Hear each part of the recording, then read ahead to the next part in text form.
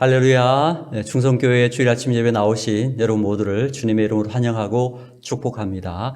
오늘 우리에게 주시는 하나님 말씀을 다 함께 보시겠습니다. 하나님 말씀은 역대상 14장 1절에서 2절, 역대상 14장 1절에서 2절, 구약성경 633페이지에 있습니다. 본문의 말씀을 다 함께 한 목소리로 봉독하겠습니다. 말씀 봉독할 때에 주님의 세미한 음성이 우리 모두에게 들려지기를 바랍니다. 함께 봉독하겠습니다. 두로왕 히람이 다윗에게 사신들과 백향목과 석수와 목수를 보내 그의 궁정을 건축하게 하였더라. 다윗이 여호와께서 자기를 이스라엘의 왕으로 삼으신 줄을 깨달았으니 이는 그의 백성 이스라엘을 위하여 그의 나라가 높이 늘림을 받았음을 알미였더라. 아멘. 말씀 나누기 전에 잠시 기도드리겠습니다. 하나님 아버지, 복된 주일 부활의 아침을 열어주시니 감사합니다. 어둡던 이 땅에 복음의 빛을 비춰주시고 예수 그리스도로 말미암아 천국 생명을 누릴 수 있도록 은혜 주심에 감사드립니다. 연약한 우리들이 세상의 유혹에 넘어갈 때도 포기하지 않으시고 찾아와 주시고 손잡아 주셔서 다시금 일으켜 세워주심을 감사드립니다. 주님은 어제나 오늘이나 영원토록 동일하심을 믿습니다. 그 창조의 능력과 뜨거운 사랑으로 오늘 우리 한 사람 한 사람을 붙잡아 주시고 그 강한 손으로 일으켜 세워주시기를 소망합니다. 이 시간 말씀을 통해서 우리 영혼을 새롭게 해주시고 말씀이 능력으로 생명으로 힘으로 역사하여 주시옵소서. 부족한 종을 십자가에 감추시고 오직 진리의 말씀만을 잘 전할 수 있게 인도하여 주옵소서. 예수 그리스도 이름으로 간절히 기도드리옵나이다. 아멘. 할렐루야. 복된 주일 아침 우리 충성교회 예배 나오신 여러분 모두를 주님의 이름으로 환영하고 축복합니다. 오늘 예배를 통해서 하나님께서 부어주시는 은혜와 진리가 여러분의 심령에 가득하게 하시고 그 은혜와 진리가 주어진 한 주를 승리하게 하는 원동력이 되는 그런 은혜가 있게 되기를 주님의 이름으로 축복합니다. 우리 함께 예배하는 가족들, 지체들을 서로 축복하며 인사하겠습니다. 당신은 누가 뭐라 해도 참된 승리자입니다. 한번 축복하시기 바랍니다. 당신은 누가 뭐라 해도 참된 승리자입니다. 자, 오늘 본문의 말씀 가지고 역대상 강의 15번째 시간으로 실패의 자리에서도 다시 일으키시는 은혜가 있다. 실패의 자리에서도 다시 일으키시는 은혜가 있다라는 제목으로 하나님 말씀 증거하도록 하겠습니다. 자, 우리는 지난 시간에 역대상 13장에서 언약궤를 예루살렘으로 운반할 계획을 세우고 기쁨으로 운반하다가 그 우사라는 사람이 죽게 됨으로 말미암아 하나님의 궤 운반에 실패한 이야기의 영적 의미를 살펴보았습니다. 다윗이 하나님과 언언하지 않고 주위의 군관들과 언언하고 백성들과 언언하면서 그들의 눈치를 봤었던 그런 인본주의적인 태도, 그것 때문에 하나님이 치셨다. 베레스 우사, 이 교훈을 우리가 생각해 보았죠. 그리고 우리 안에 있는 우사, 이것을 내려놓아야 된다. 이런 말씀 우리가 함께 나누었었습니다. 기억나시죠? 자, 오늘 본문 내용을 좀 더 구체적으로 살펴보기 전에 이 저자의 의도를 신학적으로 한번 살펴보도록 하겠습니다. 본문 14장 전체 내용은 다윗의 번영과 영광, 블레셋과의 전쟁에서 승리했다라는 것을 보여주고 있습니다. 자, 어쩌면 13장에 나오는 이 언약궤 운반에 실패한 다음에 그 실패를 재정비해서 다시금 언약궤 운반을 해서 언약궤를 예루살렘 성에 안치하는 것이 15장에 나오거든요. 이것이 자연스럽게 연결되지 않습니까? 그런데 갑자기 14장이 나오면서 다윗의 영광과 승리 이야기를 한단 말이죠. 굉장히 특이한 어떻게 보면 삽입이라고 할 수가 있습니다. 성경 해석의 원리 중에 특별한 부분은 우리가 해석을 해봐야 된다고 그랬잖아요. 그래서 이 14장의 의도를 우리가 신학적으로 한번 살펴볼 필요가 있다라는 것입니다. 왜 하나님의 궤 옮기는 이야기인 13장과 15장 사이에 14장을 삽입했을까요? 자, 우리가 이것을 이해하려면 먼저 하나님의 궤에 대해서 생각해 봐야 됩니다. 여러분, 하나님의 궤는요, 언제 만들어졌느냐? 모세가 시내산에서 계시를 받아서 만들었습니다. 그리고 하나님께서 출애굽을 한 이스라엘 백성들에게 약속의 땅 가나안을 정복하라고 명령하셨습니다. 이스라엘이 가나안 땅을 정복할 때에 가장 앞세워서 갔던 것이 바로 하나님의 궤였습니다. 그리고 그 하나님의 궤는 하나님의 임재의 상징이었다는 것입니다. 그런데 사사 시대부터 400년 후인 다윗 시대까지 완전하게 가나안 정복을 하지 못했다는 것입니다. 가나안 정복에 아직까지 완성하지 못한 그 족속들 중에는 여부스 족속이 있었고요, 블레셋 족속이 있었다는 것입니다. 그들로부터 여러 가지 많은 어려움도 당했습니다. 아시는 것처럼 사울 왕도 블레셋과 전쟁하다가 전사를 하고 말았습니다. 그런데 다윗이 왕이 되면서 여부스성을 점령을 했죠. 이것은 우리가 역대상 11장에 이미 다루었습니다. 오늘 본문에 보니까 다윗이 두 번의 전청에 걸쳐가지고 블레셋과 전쟁을 했고 마침내 블레셋을 완전히 정복함으로써 하나님이 약속하시고 말씀하셨던 가나안 정복의 그 말씀을 완전히 완성하게 되는 그 일이 14장에 이루어졌다는 것입니다.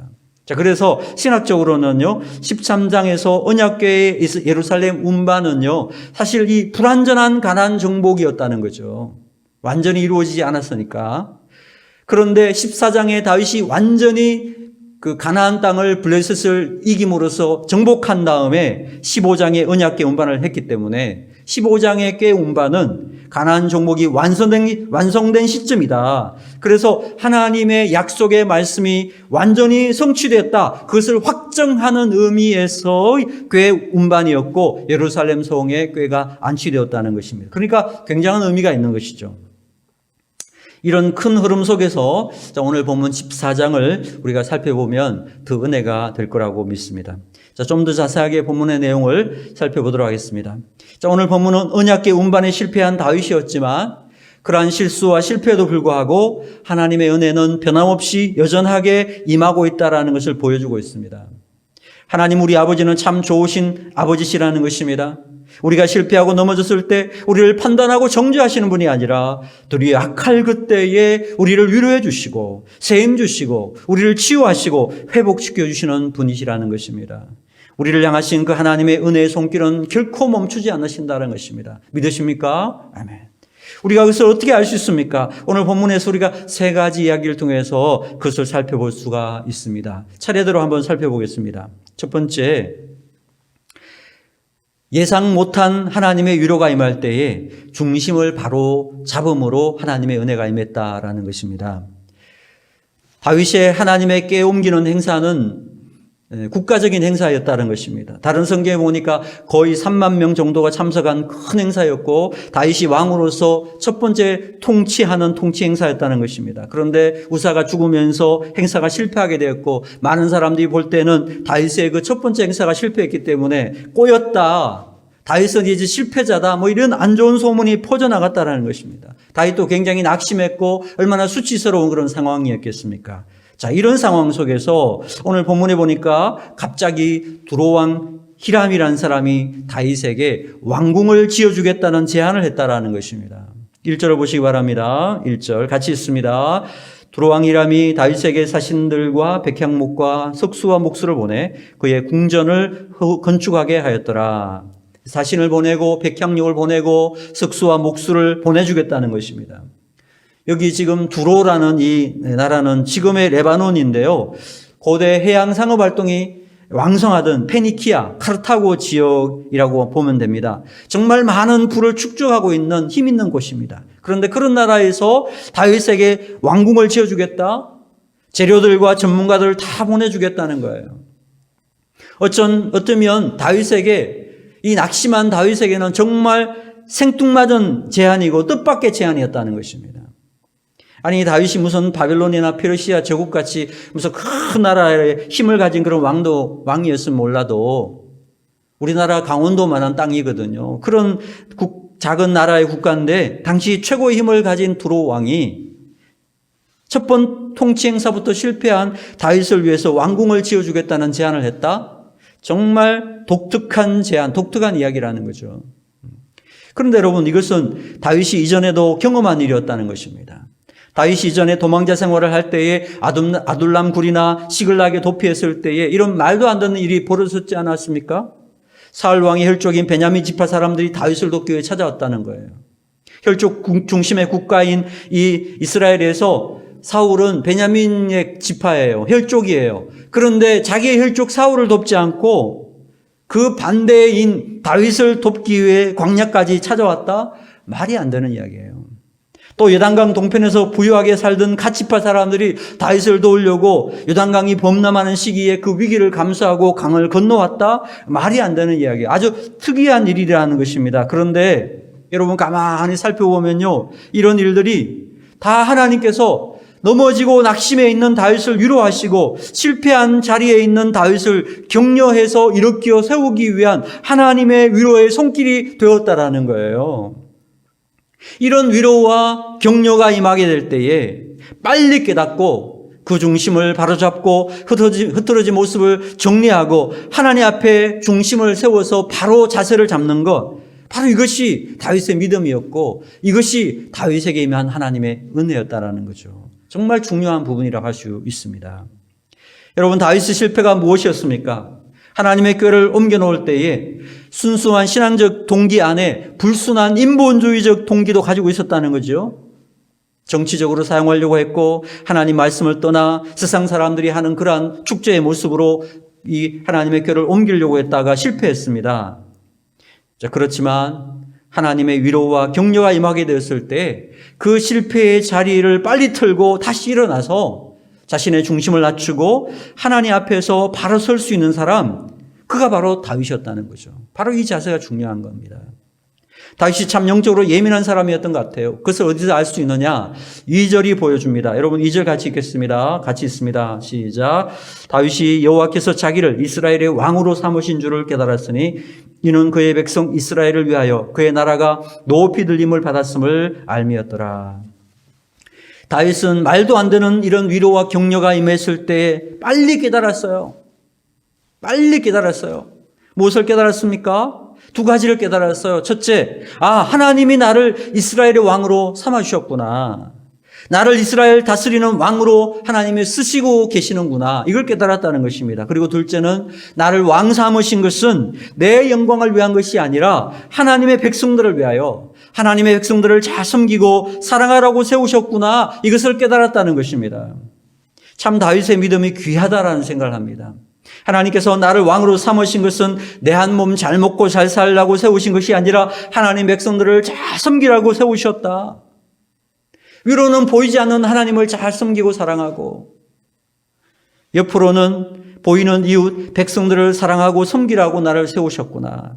이것을 깨닫고 다윗은 자기중심적이었던 이 인본주의 중심이었던 것을 버리고 빨리 하나님 중심으로 자신의 중심을 바꾸었다는 것입니다. 그래서 다시 실패의 자리에서 일어설 수 있게 되었다라는 것입니다. 여러분, 사람이 힘을 가지면요, 자연스럽게 따라오는 현상이 있습니다. 힘을 가지면 힘 있는 사람의 주위에는요, 사람이 모인다는 거예요. 또 힘이 있으면 돈도 모이는 것입니다. 그렇죠? 그래서 권력자들 주위에는 온갖 사람들이 모여드는 것입니다. 또 돈이 모이기 때문에 거기에는 부정과 부패가 따를 수밖에 없는 것입니다. 사람이 모이고 돈이 모이면 어떻게 되느냐? 그 힘에 도취하기 시작한다는 것입니다. 그러다 보니까 타락하고 무너지게 되더라는 것입니다. 자, 그런데 다윗을 보십시오. 두로 왕이 왕궁을 지어준다고 하니까 다윗이 어떻게 합니까? 이건 내 힘이 아니라 하나님께서 역사하신 일이고 하나님께서 그 백성을 잘 섬기라고 하나님이 주신 은혜야. 더욱 겸손해져야 돼. 그걸 빨리 깨달았다는 거예요. 그리고 무게중심을 더 낮추고 하나님께 영광을 돌리더라는 것입니다. 바로 이것이 다윗의 회복의 원동력이 되었다라는 것입니다. 많은 사람들은 힘을 가지면 어떻게 합니까? 과거 청산이란 이름으로 처절한 피해 복수를 하기도 합니다. 어떤 사람은 돈을 긁어 모읍니다. 어떤 사람은 쾌락에 빠지기도 합니다. 그러다가 무너지고 패망하는 것입니다. 역사가 보여주는 선명한 교훈이라는 것입니다. 자, 그런데 다윗을 보십시오. 힘을 가졌습니다. 복수했습니까? 하지 않았습니다. 왕이 된 이후에 단 한 사람에게도 칼을 대지 않았습니다. 심지어 아들 압살롬 반역으로 왕궁을 떠나갈 때에 시므이 같은 사람이 얼마나 저주를 했습니까? 그래도 그 사람에게도 칼을 대지 않았어요. 저 사람을 통해서 하나님이 지금 내게 말씀하시는 거야. 그러면서 덮어주는 거예요. 이것이 바로 은혜의 사람의 모습이라는 것입니다. 요셉은 어떻습니까? 자기를 팔아먹은 형들과 억울하게 감옥에 집어넣은 보디발의 아내, 총리가 되었을 때에, 힘을 가졌을 때에 얼마든지 복수할 수 있잖아요. 그런데 복수하지 않았다는 거예요. 도리어 품어주고 그들을 더 잘 섬겼다는 것입니다. 바로 이것이 하나님의 위로와 격려로 치유받고 회복된 하나님의 백성들, 특별히 은혜 받은 사람들의 모습이 된다라는 것입니다.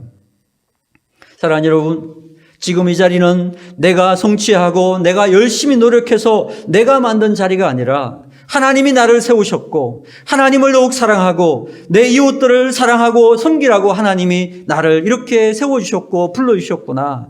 늘 이것을 고백할 수 있는 사람이 되는 것.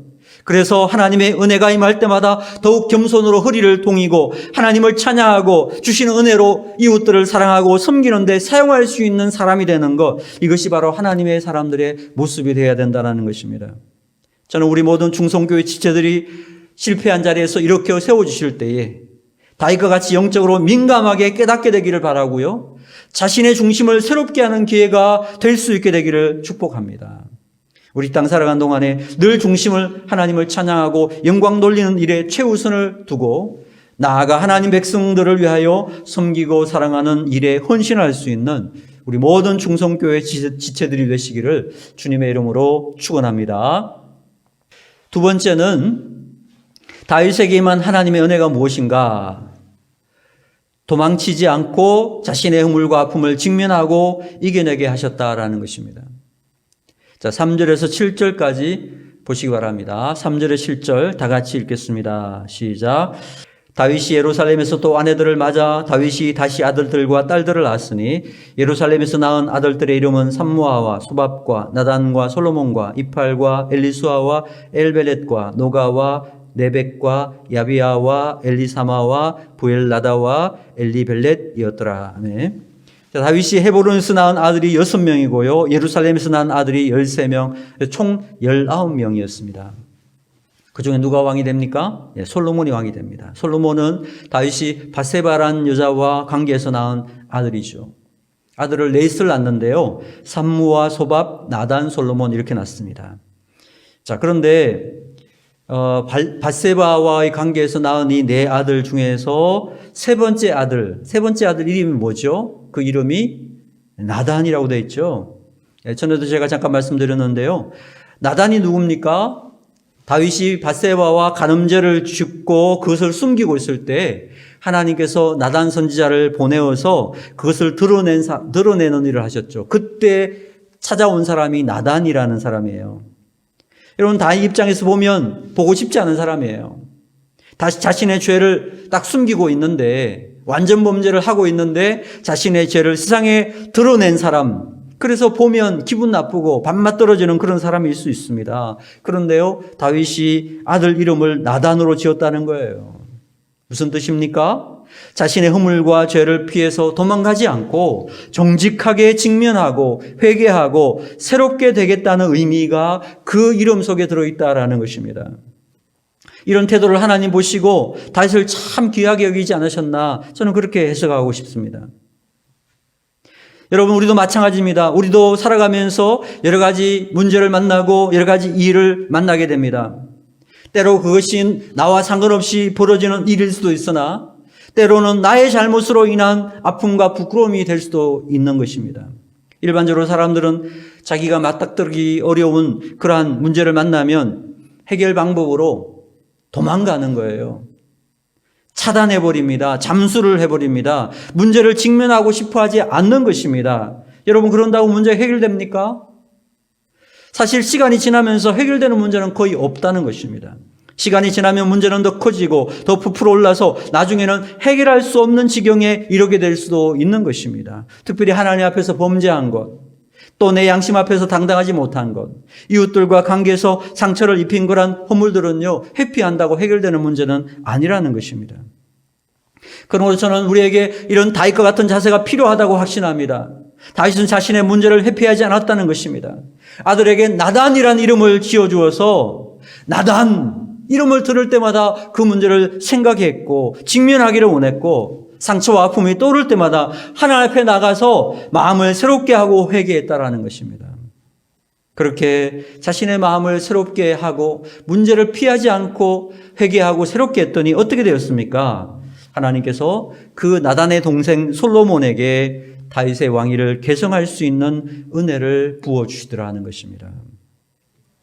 우리 땅 살아간 동안에 우리 안에 감추고 싶은 그런 문제들, 수치와 허물들이 있다면 피하고 도망가지 말고 십자가 앞에 나와서 고백하고 죄 용서함 받고 마음을 새 마음으로 뜻을 새 뜻으로 변화되는 그런 신실한 주님의 백성들이 다 되기를 주님의 이름으로 축원합니다.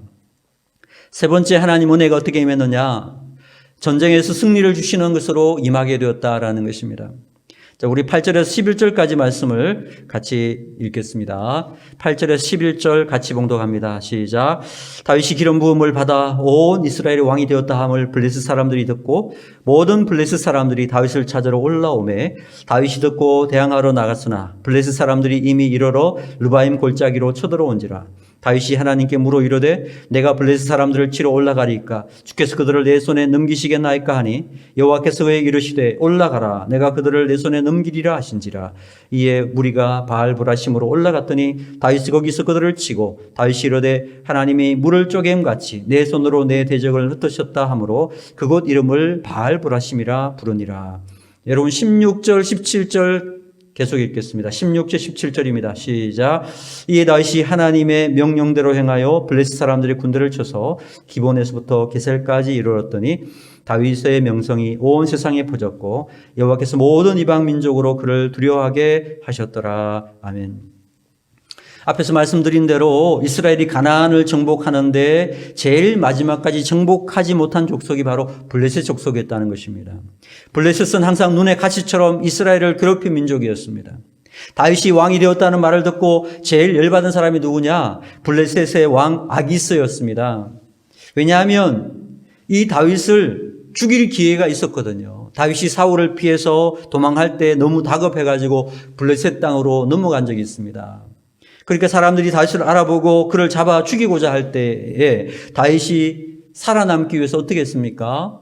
갑자기 수염에 침을 질질 흘리면서 그 얼굴을 담벼락에 거적거리면서 미친 척을 했습니다. 그랬더니 신하들이 이 미친 사람 아닙니까? 미친 사람의 칼을 대는 것은 왕의 수치입니다. 그러면서 넘어가게 됐어요. 그래서 살아났어요. 그런데 그 다윗이 이스라엘 왕이 되었다고 하니까 이 아기스 왕의 체면이 다 구겨졌습니다. 엄청난 분노를 가지고 군사를 이끌고 쳐들어왔다는 것입니다. 자, 이런 국가적 위기 상황 속에서 다윗이 어떻게 대처를 하고 있습니까? 10절에 나와 있죠. 10절 보세요. 10절. 다윗이 하나님께 물어 이르되 아멘. 무슨 뜻입니까? 하나님께 기도했다라는 것입니다. 인본주의적인 자세를 가지고 일을 하다가 실패했죠. 그런데 이제 다윗이 어떻게 합니까? 다윗의 변화가 여기에 일어나는 것입니다. 사람들에게 묻고 사람들의 눈치를 살피면서 나아간 것이 아니라 이 전쟁을 함에 있어서 오직 하나님께 물으면서 하나님께 기도하면서 하나님의 뜻을 기다리는 모습, 바로 이것이 하나님의 회복의 은혜가 임한 모습이라는 것입니다. 저는 여기 참 귀한 메시지 들어있다고 봅니다. 다윗이 인본주의적으로 행할 때 하나님께서 어떻게 하셨죠? 베레스 우사 그랬죠. 내 힘, 내 능력을 치겠다. 내 힘을 치겠다라는 것입니다.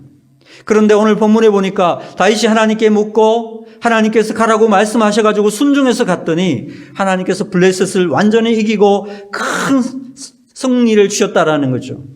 그 눈에 가시 같은 족속을 완전히 정복하고 가나안 정복을 완성하는 큰 사명을 완성하게 되었다는 것입니다. 15절에 보니까 너보다 하나님이 앞서 나아가서 블레셋 사람들의 군대를 치리라 하신지라. 하나님의 그 능력의 손으로 함께 하니까 승리케 하셨다라는 것입니다. 그래서 그곳 승리한 그곳 이름을 뭐라고 했다고요? 바알브라심이라고 불렀다는 것입니다. 자, 여러분 바알브라심이 무슨 뜻입니까? 하나님이 치셔서 흩으셨다 이런 뜻입니다. 우리가 히브리어에 익숙하지 않아가지고 우리는 실감이 잘 안 나는데요. 히브리인들의 이 어감에는요, 이 베레스 우사와 바알브라심, 이것은 굉장히 대조적으로 들린다는 거예요. 마치 빛과 어둠 이런 식으로 굉장히 대조적으로 들린다는 거죠. 그럼 어떤 뜻입니까? 여러분 기도하지 않고 인본주의적으로 행하니까요, 그때는 어떤 문제가 생겼어요? 베레스 우사가 되었죠. 하나님이 너를 치셨다. 하나님이 치셨다, 나를 치셨다, 이런 의미가 있었죠. 자, 그런데 이제 기도하고 하나님께 묻고 하나님을 앞장 세워서 하나님을 따라가니까 어떻게 됐습니까? 바알브라심. 하나님이 그들을 치셨다. 하나님이 그들과 싸우셨다. 바알브라심이 되었다는 거예요. 베레스 우사가 바알브라심으로 변화되게 됐다는 것입니다. 여러분, 우리도 마찬가지 아니겠습니까? 우리가 기도 없이 내 생각과 내 힘, 내 능력만 믿고 나갈 때는요, 항상 베레스 우사가 거기에 있어요. 그런데 끊임없이 하나님께 묻고 기도하고 하나님의 뜻을 구하고 앞서가시는 하나님을 따라 나가면 그 베레스 우사는 변화되어 바알브라심이 된다는 것입니다. 하나님이 이제 우리를 위해 싸워주시는 것입니다. 하나님이 우리를 도우시는 것입니다. 하나님이 치시는 일이 있게 된다는 것입니다. 다윗의 완전한 승리가 우리의 승리도 될 수 있다라는 것입니다. 우리 이 땅 살아간 동안에 베레스 우사가 변화되어서 바알브라심의 승리를 얻게 되는 우리 모든 중성교회 믿음의 지체들 다 되기를 주님의 이름으로 축원합니다. 함께 기도드리겠습니다. 하나님 아버지, 실패한 자리에서 하나님이 주시는 특별한 위로를 받을 때에 흐트러진 마음을 새롭게 하여 하나님 중심의 삶으로 회복하는 저희가 되도록 은혜 베풀어 주시옵소서. 때로 죄와 허물로 인해 마음 아프고 도망가고 싶지만 십자가 앞에서 직면하고 회개하고 용서함 받고 새로워지는 삶을 살 수 있게 인도하여 주시옵소서. 또한 내 힘이 무너지고 하나님의 뜻이 세워지는 바알브라심의 승리가 우리 모든 중성교회 지체들 가운데 충만하게 임하도록 인도하여 주시옵소서. 예수 그리스도 이름으로 간절히 축복하며 기도드리옵나이다. 아멘.